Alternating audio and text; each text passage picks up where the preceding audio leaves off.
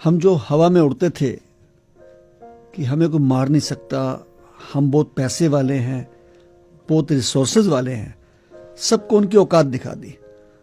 वक्त फिल्म का एक गीत का मुझे अंतरा याद आता है, आदमी को चाहिए वक्त से डर के रहे, कौन जाने किस घड़ी वक्त का बदले मिजाज।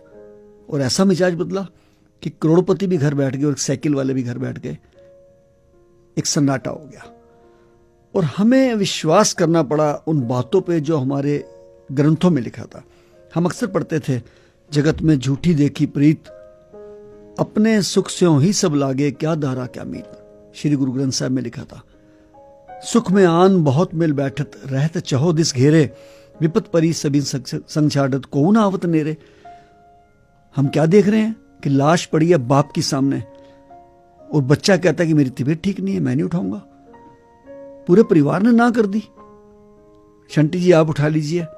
जब हमने लाश उठा के पैक करके एम्बुलेंस में रख ली तो एक पुत्र आगे कहता है, जी मैं दर्शन करना चाहता हूं अंतिम। हमने अंतिम दर्शन कराए। उसने पीपी किट खोली और पापा की डायमंड की अंगूठी उतार के ले गया। पापा को हाथ लगाने को तैयार नहीं है, वो कोविड वाले हैं, लेकिन अंगूठी पे हाथ लगाने को तैयार हैं। किसी ने मां की बालियां उतारी, किसी ने मरे पड़े माँ बाप के अंगूठे लगवाए। ये सब कुछ अपनी आंखों से देखा है और कहर देखा है हमने। आप लोगों ने तो सुने हैं, मैं तो शमशान घाट के अंदर था एक महीने से ऊपर, और 22 दिन में एम्बुलेंस में ही सोया हूं क्योंकि मेरे परिवार वाले दोबारा पॉजिटिव हो गए थे। इस कोविड ने हमें सिखा दिया और दिखा दिया कि आपका पैसा किसी काम नहीं आना है, आपका किया हुआ नेक काम आना है। आपको जिंदा रहने के लिए सिर्फ परिवार को नहीं पालना, आपने समाज को भी देखना है। और ये निश्चित है कि समाज ने काम किया जहां प्रशासन फेल हो गए। मैं घर पे कभी पानी की बाल्टी नहीं उठाता जी, और मैं शमशान घाट में 80-80 किलो लकड़ी उठा के और दिन में 100 बार रख रहा हूं। और ईश्वर ने इतनी शक्ति दी कि जिस शमशान घाट में 3 डेड बॉडी आती थी वहां 150 की एवरेज हो गई। 150, 40 तो हम घर से लाते थे, 30-40 घर से लोगों के घर में। कोई अमेरिका से फोन आ रहा है, ये हमारे भाई की बॉडी 3 दिन से पड़ी है, कोई पिताजी की बॉडी पड़ी है। कहीं फोन कर रहे हैं, क्योंकि कहीं भी आप देखिए, चाहे यूपी है चाहे दिल्ली है, कहीं भी आप फोन करिए, पेशेंट के लिए एम्बुलेंस है, झगड़ा होने पे पुलिस है, आग लगने पे फायर ब्रिगेड है। लाश के लिए कोई नंबर ही नहीं है। वो घूम फिर के नंबर किसका देते थे? जितेंद्र सिंह शंटी का या शहीद भगत सिंह सेवादल का। हम किसी को मना नहीं करते थे। मैंने अपने हाथों से 4,2500 डेड बॉडी क्रिमेट की है। 4 रिचुअल जो हिंदुस्तान के हमारे रीति के थे वो सब खत्म हो गए जी। कंधा देना, मुखाग्नि देना, अस्थियां चुनना और उसके बाद क्रिया करना, सब भूल गए जी। शमशान तक आते थे, लाश को बाहर रख के चले जाते थे। आज अगर मुझे राष्ट्रपति जी ने पद्मश्री का अवार्ड दिया है, यह अवार्ड कम है, जिम्मेदारी ज्यादा है। क्योंकि वो अवार्ड शंटी को नहीं मिला, वो अवार्ड मेरे ड्राइवर्स को मिला जो शहीद भगत सिंह सेवादल के लिए मेहनत करते हैं। वो शमशान घाट पे काम करने वाले कर्मी, मेरी फैमिली, मेरी मिसेज, मेरे बच्चे, जिन्होंने मुझे अपार सहयोग दिया। और ईश्वरीय शक्ति के साथ साथ उन लोगों की शक्ति जिन्होंने मुझे दिन रात प्रदान की। कोई मुझे लंदन से फ़ोन कर रहा था, कोई अमेरिका से, कोई दिल्ली से, यहाँ तक कि मुझे सऊदी अरब से महिलाएं फ़ोन कर रही हैं कि शंटी जी आपके लिए हमने आज मस्जिद में दुआ करी है। कोई कह रहा हमने मंदिर में दुआ करी है, कोई कह रहा गुरुद्वारे में अरदास करी है। तो ये वो शक्तियाँ बहुत काम आई। इवन दिन मैं शमशान घाट में काम कर रहा था, मुझे उपराष्ट्रपति जी का फ़ोन आया, वेंकैया नायडू जी का, कि शंटी जी हम आपको टीवी पे देख रहे हैं, सारा देश आपके साथ खड़ा है, आप डट के सेवा करिए। उससे हमारे अंदर और शक्ति आ गई। अक्षय कुमार जी ने मुझे फ़ोन किया, शंटी जी मैं ਤੁਹਾਡੀ की सेवा कर सकना वा, और उन्होंने 2 हमें एडवांस एम्बुलेंस भेज दी। टेक महिंद्रा के मालिक आनंद महिंद्रा जी का फ़ोन आया, एक एम्बुलेंस उन्होंने भेज दी। मतलब ये चीज़ें ईश्वरीय शक्ति से हुई हैं। ये जो हुआ है शंटी ने नहीं किया है।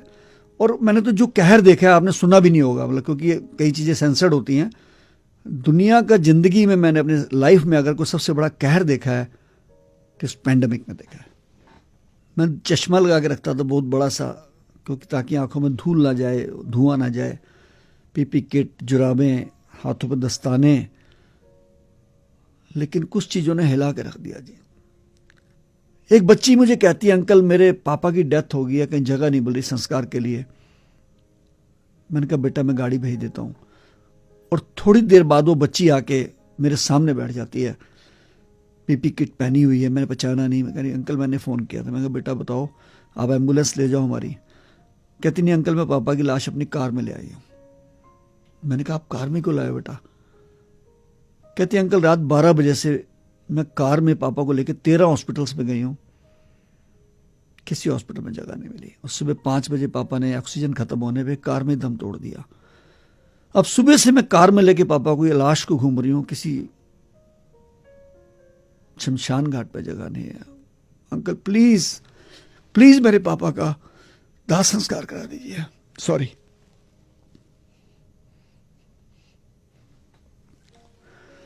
वो चीजें जिंदगी में भूल नहीं सकते जी। किस प्रकार एक मां 75 साल की मेरे पास बैठती है आके, और मैं कहता हूं मां आप, मुझे लगता है आपको मैंने पहले भी देखा कहीं। तो कहने लगी मैं 15 दिन पहले भी आई थी बेटा, मेरे हस्बैंड की डेथ हुई थी, आज मैं दोबारा विधवा हो गई हूं। मैंने कहा माँ जी आप कैसी बात कर रहे हैं?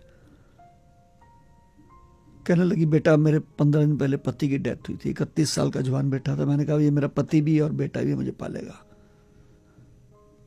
आज वो भी चला गया। मैं समझता हूं कि हमें बहुत बड़ी नसीहत लेनी चाहिए इस चीज से। मैंने तो अपने जीवन में प्रण कर लिया जी कि अपना पूरा जीवन मैं सेवा में लगाऊंगा। जान चली जाए, जाती चली जाए, सबकी गई है, हमारी भी जा सकती है। सब घरों में बैठे तो मरे हैं, लेकिन काम नहीं छोड़ूंगा, सेवा नहीं छोड़ूंगा। आज मेरे पास 30 डेड बॉडी वाली गाड़ियां और एम्बुलेंसेज है। 24 घंटे मैं अपने सेवा में लगाता हूं। रात को भी फ़ोन उठाता हूं, किसी का भी कोई काम हो मेरे पीछे नहीं हटता। लावारिस बॉडियां 4-5 रोज मिलती हैं पुलिस को, मुझे फ़ोन आता है, मैं उठाता हूं।